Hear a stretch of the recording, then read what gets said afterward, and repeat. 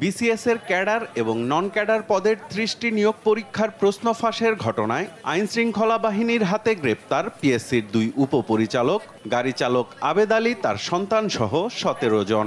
অভিযুক্তদের মধ্যে আদালতে জবানবন্দি দিয়েছেন ৭ আসামি। প্রশ্নপত্র ফাঁস চক্রের অন্যতম সদস্য পিএসসির চেয়ারম্যানের সাবেক গাড়ি চালক আবেদ আলীর জবানবন্দিতে এরই মধ্যে বেরিয়ে এসেছে প্রশ্ন ফাঁসের মধ্য দিয়ে বিসিএস ক্যাডার হওয়া সরকারি কর্মকর্তাদের নাম। তথ্য যাচাই বাছাই করে দেখা গেছে সব ক্যাডারেই রয়েছে এমন গুরুতর অনিয়ম দুর্নীতির মধ্য দিয়ে চাকরি পাওয়া কর্মকর্তা।